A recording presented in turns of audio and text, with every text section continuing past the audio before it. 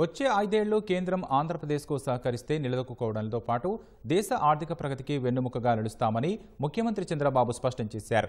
సముద్రంలో కలిసే మిగులు జలాలు వాడుకొని దేశానికి ఆర్థిక తోడ్పాటు ఇచ్చే పోలవరం అనుసంధాన ప్రాజెక్టుకు సహకరించాలని నిర్మలా సీతారామన్ను కోరారు. రాయలసీమను హార్టికల్చర్ హబ్గా అభివృద్ధి చేసేందుకు సహకరించాలన్నారు. పూర్వోదయ ప్రాజెక్టు ద్వారా ఉత్తరాంధ్రకు ఎంతో మేలు జరిగే అవకాశం ఉన్నందున తగిన తోడ్పాటు ఇవ్వాలని కోరారు. రాజధాని రైతులకు క్యాపిటల్ గెయిన్స్ మినహాయింపు మరో 2 ఏళ్లు పొడిగించాలని ముఖ్యమంత్రి విజ్ఞప్తి చేశారు. అమరావతి అన్స్టాపబుల్గా దూసుకెళ్లేందుకు కేంద్రం అన్ని విధాలా సహకరించాలన్నారు. అమరావతిలో వివిధ బ్యాంకులు శంకుస్థాపన కార్యక్రమంలో సీఎం ఈ మేరకు విజ్ఞప్తి చేశారు. స్టేజ్ నుంచి మీరు పోలవరం ఏ విధంగా రీస్ట్రక్చర్ చేశారో నేను చూశాను. ఆశ వదులుకున్న పోలవరాన్ని మళ్లీ డయాఫామ్ వాళ్ళు కూడా కొత్త మీరు ఏ మాత్రం కాంప్రమైజ్ కాకుండా మీరు డ్యామేజ్ అయింది. దీనివల్ల భవిష్యత్తులో చాలా సమస్యలుంటాయి. అదనంగా డబ్బులైనా పర్వాలేదు అంటే దగ్గర 400 కోట్లతో ఒక డయాఫామ్ వాళ్ళు కట్టి దాన్ని రిపేర్ చేస్తే 200-300 కోట్లు అవుతుందంటే కాదు, కొత్తగా వెళ్లమని అదనంగా 1000 కోట్ల రూపాయలు శాంక్షన్ చేసి ఆ ప్రాజెక్ట్ ను పూర్తి చేసే బాధ్యత తీసుకున్నారు. I'm assuring you by 2027 before March we wanted to complete the project and we want to dedicate to the nation. That is our commitment. We are working. 2028కి మీ అందరి సహకారంతో అమరావతి ఒక స్థాయికి వస్తుంది.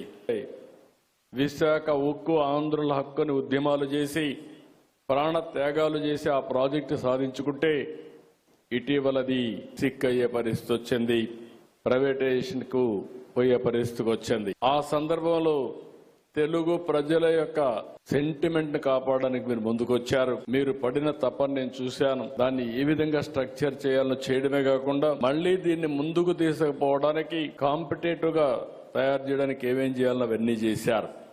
$15 బిలియన్ వచ్చిన ఏకైక ప్రాజెక్టు గూగుల్ విశాఖపట్నంలో data centre and artificial intelligence. అది వచ్చినప్పుడు వాళ్ళు కొన్ని అనుమానాలు ఇవన్నీ అడిగితే వాళ్ళ అనుమానాలన్నీ నివృత్తి చేసి ఆ ప్రాజెక్టు విశాఖపట్నానికి వచ్చిందంటే అది పూర్తిగా మీ సహకారం, ప్రధానమంత్రి ఆశీస్సులు. దీనికి మనస్ఫూర్తిగా మీకు ధన్యవాదాలు, కృతజ్ఞతలు తెలియజేస్తున్నానని చెప్పి కూడా నేను మీకు తెలియజేస్తున్నాను. గోదావరిలో ఎక్కువ నీళ్లు సముద్రానికి పోతున్నాయి. ఆవరేజ్న 100 సంవత్సరాలు చూస్తే 2800 టీఎంసీ నీళ్లు సముద్రానికి పోతున్నాయి. అందులో 200 టీఎంసీ నీళ్లు వాడుకోగలిగితే కరువు అనే మాట ఈ రాష్ట్రంలో రాదు. దానికి ఒక ప్రాజెక్ట్ తయారు చేశాం. అదే ప్రాజెక్ట్ మీరు చూస్తే పోలవరం నుంచి నల్లమల రిజర్వాయర్కి ఈ ప్రాజెక్ట్ ని మీరు గాని ఈ సంవత్సరం పూర్తి చేస్తే దాన్ని ముందుకు తీసుకెళ్లి 3 సంవత్సరాల్లో పూర్తి చేయగలిగితే ఆంధ్రప్రదేశ్ రాష్ట్రానికి ఇది ఒక వరంగా తయారవుతుంది. రాయలసీమ కూడా సస్యశ్యామలం అవుతుంది.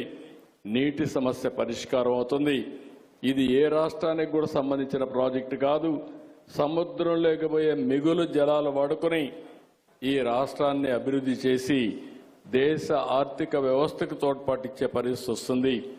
దీనికి సహకరించవలసిందిగా మేడం గారిని కోరుతున్నా.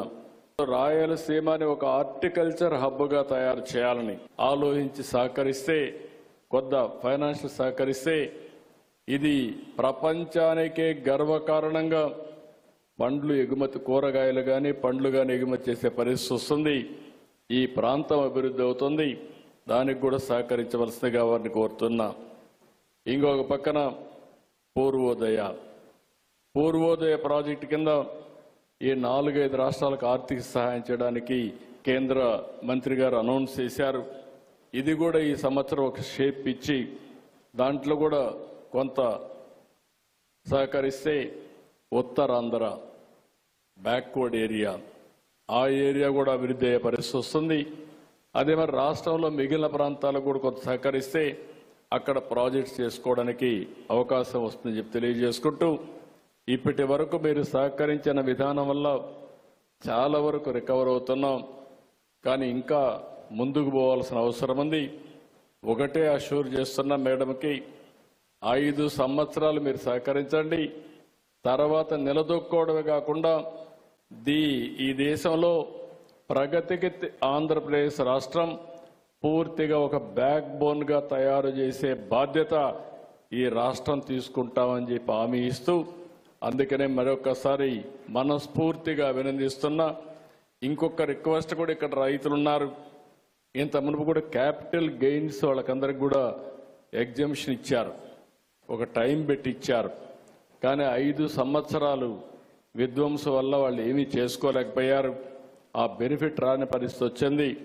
మీరు కొంత సమయం ఎగ్జంప్షన్ ఇస్తే ఆ బెనిఫిట్ కూడా రైతులకు వస్తుంది. త్యాగం చేసిన రైతులకు స్ఫూర్తినివ్వాల్సిన అవసరం ఉంది.